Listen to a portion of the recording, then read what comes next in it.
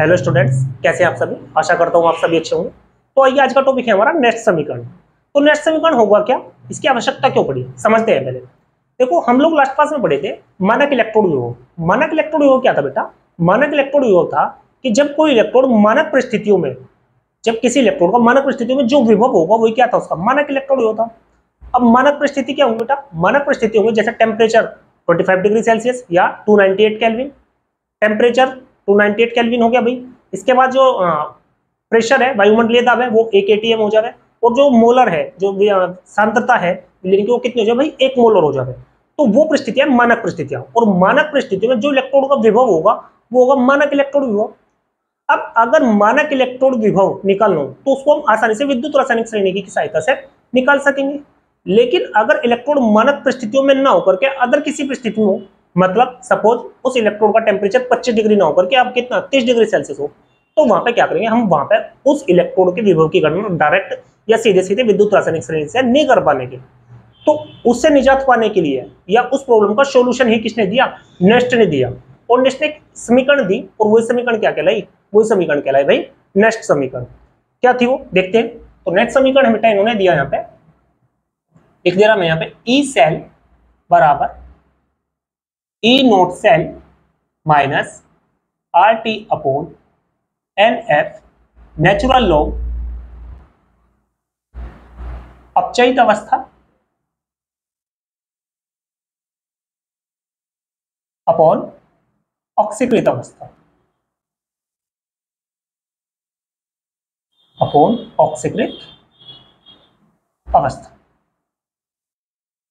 ये समीकरण नंबर 1, और यही कहलाए भाई हमारी नेस्ट समीकरण।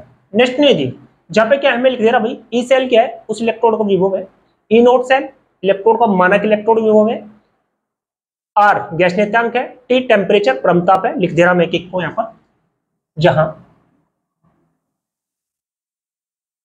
ई सेल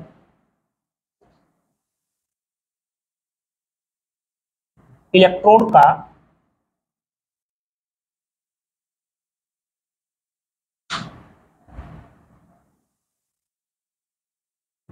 इलेक्ट्रोड विभव है।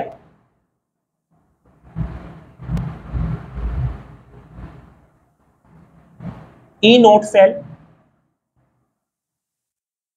मानक इलेक्ट्रोड विभव है।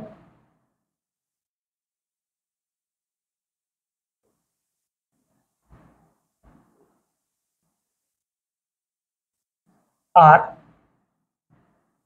गैस नियतांक,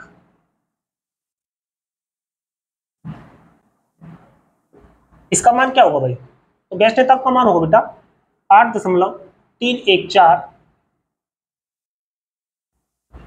joule kelvin inverse mole inverse. इसके बाद यहां पर टी, टी होता परमताप, और ये किस में होगा भाई? ये होगा केल्विन में। एन इलेक्ट्रॉनों की संख्या,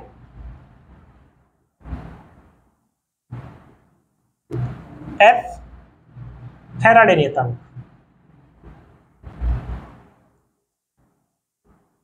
एफ होगा यहां पर बेटा फैराडे नियतांक, और इसका मान होगा 96,500 कूलम। देखो, वैसे इसका जो एग्जैक्ट मान है वो 96,400 कूलम है, लेकिन न्यूमेरिकल में कोई सरलता बनाने के लिए यहाँ पे हम कितना मान लेंगे? इसको 96,500 कूलम मान लेंगे। तो ये नेट समीकरण है। अब क्या होगा, इसका ये जटिल रूप है, इसको थोड़ा सा सरलीकृत रूप में लिखेंगे। तो यहाँ पे क्या होगा, देखो जैसे नेचुरल लॉग है भाई, तो नेचुरल लॉग, चूंकि नेचुरल लॉग को जब हम साधारण लॉग में चेंज करेंगे तो ये कितना भाई? ये हो जाएगा 2.303 टाइम्स, और यहाँ पर लोग नेचुरल ना करके क्या हो जाएगा? लोग बेस 10, यानी ln की जगह में ये वैल्यू पुट कर सकूंगा यहाँ पर। तो यहाँ से हमारे पास आ जाएगा बेटा ई सेल बराबर E not cell minus R T upon N F into 2.303 log base 10 अपचयित अवस्था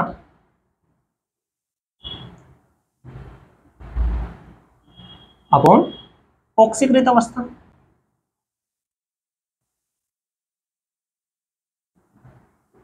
इसको मान लें समीकरण नंबर 2। अब देखो यहाँ पर क्या होगा, मान लीजिए एक एग्जाम्पल के माध्यम से समझे। मान लीजिए कि कोई मेरे पास इलेक्ट्रोड है, मेटल है, उदाहरण मान लीजिए मेरे पास कोई मेटल है, उसने क्या किया भाई, ये आयन है, कोई इलेक्ट्रोड है आयन, और उसने क्या किया, एन इलेक्ट्रॉन गेन किए और यहां से क्या बना लिया, ये बना लिया बेटा एम सॉलिड। यहां पर ये कैसा था, यहां पर था ये एक्वा। तो इसके लिए हम क्या निकालेंगे अब, यानी कि नेट समीकरण निकालेंगे। तो यहां से क्या होगा, इस समीकरण के लिए लिख रहा हूं मैं नेट समीकरण, तो ये हो जाएगा बेटा E cell as it is बराबर E not cell minus R T upon N F into 2.303 log base 10। अब देखो यहां पर अपचयित अवस्था, अपचयित अवस्था मतलब यहां पर क्या हो जाएगा भाई, एम एस यानी सोलिड अपॉन ऑक्सीकृत अवस्था मतलब एम प्लस एन, दोनों को अलग अलग कंसंट्रेशन सांद्र। यानी यहां पर इस समीकरण की मदद से हमने थोड़ा सा चेंज कर दिया यहां पर। अब चूंकि अगर हम किसी की भी बात करें सांद्रता की, तो ठोस अवस्था में अगर कोई भी हमारे पास मटेरियल है, कोई भी हमारे पास मैटर है और वो सॉलिड है, तो उसकी सांद्रता ऑटोमेटिक क्या हो जाएगी, 1 हो जाएगी। तो यहां से क्या रख देंगे, वैल्यू पुट कर देंगे भाई। तो यहां से हमारे पास हो जाएगा बेटा ई सेल बराबर, अब देखो ये E not cell as it is, थोड़ा सा और इसको बढ़ा देंगे हम, क्या बढ़ा देंगे भाई, आर, ये वैल्यू पुट कर दो यहाँ पे। आर की वैल्यू कितनी बेटा, -8.314 गुना टी। टेम्परेचर मान लें यहाँ पर कितना भाई, 25 डिग्री सेल्सियस यानी 298 केल्विन मान लें। तो टी की वैल्यू रख दिया भाई 298 upon n as it is. F की वैल्यू मान लिया भाई 96,500 कूलम। तो n F into as it is भाई 2.303 log बेस 10। यहां से मैंने क्या कहा, एम सॉलिड, और जो भी कोई सॉलिड होगा ठोस होगा उसकी सांद्रता अपने आप पे कितनी हो जाएगी, 1 हो जाएगी। तो यहां से हो जाएगा बेटा 1 अपॉन एम प्लस एन। अब क्या करेंगे, इसको सोल्व कर लेंगे भाई। तो सोल्व करेंगे यहां से, ये हो जाएगा बेटा हमारे पास ई सेल बराबर ई नोट सेल माइनस, इस पूरे को सोल्व कर लो भाई, इतने को। तो जब इसको सोल्व करेंगे आप, तो ये वैल्यू आ जाएगी आपके पास बेटा 0.059 upon n log base 10 1 upon m plus n. ये क्या है भाई, ये है हमारे पास जो नेट समीकरण है उसका सरल रूप, उसका आसान रूप। इसको मान लें समीकरण नंबर 3। और यही समीकरण क्या है भाई, हमारे न्यूमेरिकल को सोल्व करने में बेहद यूजफुल होगी, बेहद सहायक सिद्ध होगी। अब क्या करें, हमें किसी भी सेल के लिए, मान लें सपोज डेनियल सेल के लिए बोल दे तो डेनियल सेल के लिए क्या करो, नेट समीकरण लिखो। तो हम क्या करेंगे, डेनियल सेल की समीकरण क्या थी भाई, डेनियल सेल की समीकरण थी Zn, उसकी ऑक्सीडेशन समीकरण लिख दे रहा भाई पहले में। तो ये था यहाँ पर Zn प्लस प्लस और प्लस 2 इलेक्ट्रॉन, ये एनोड पर होने वाली थी, यानी यहाँ पर क्या है, ऑक्सीकरण है बेटा। इसके बाद इन 2 इलेक्ट्रॉन को गेन किसने किया था, कॉपर ने, कॉपर आयन, और इक्वल्स टू यहाँ पे बना रहा था Cu सॉलिड, मतलब जिंक सॉलिड से एक्वा फॉर्म में चेंज हो रहा था और कॉपर एक्वा फॉर्म से सॉलिड में चेंज हो रहा था। ये ऑक्सीकरण है भाई, और ये क्या है बेटा, ये है अपचयन। अब अगर हम सेल की संपूर्ण अभिक्रिया लिखें, समग्र अभिक्रिया लिखें, तो यहां से आ जाएगा हमारे पास बेटा Zn plus Cu plus plus equals to Zn plus plus और प्लस भाई Cu solid.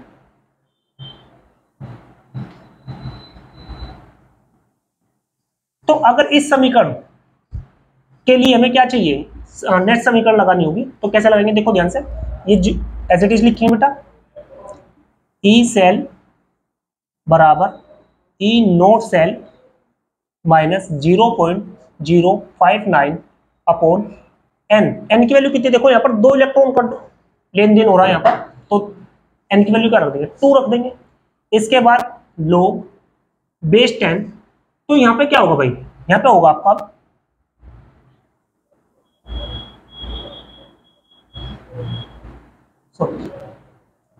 Cu plus plus और अपॉन Zn प्लस प्लस, यानी कि दोनों का सांद्र, और दोनों में से क्या भाई, एक्वा पोजिशन। तो इस तरह से अगर हमारे पास कोई भी सेल दिया हुआ है कोई भी सेल दिया हुआ है उसके हमारे पास क्या भाई ऑक्सीजन और ऑक्सीजन की सांद्रता दी गई है या उस इलेक्ट्रॉन की सांद्रता दी गई है, तो हम आसानी से उस सेल का क्या निकाल सकेंगे, इलेक्ट्रॉन विभव निकाल सकेंगे। तो आई होप आपको समझ आ गया होगा, ये आपको बेहद यूजफुल है। आपको न्यूमेरिकल में मानता हूं कि भाई 12th क्लास के बोर्ड के एग्जाम में मिनिमम 2 नंबर और मैक्सिमम 4 नंबर के लिए टॉपिक पूछा जाएगा। तो आई होप आपने इस टॉपिक को एंजॉय किया होगा। अगर वीडियो समझ आया हो तो वीडियो को लाइक करें, चैनल को सब्सक्राइब करें। Thank you very much.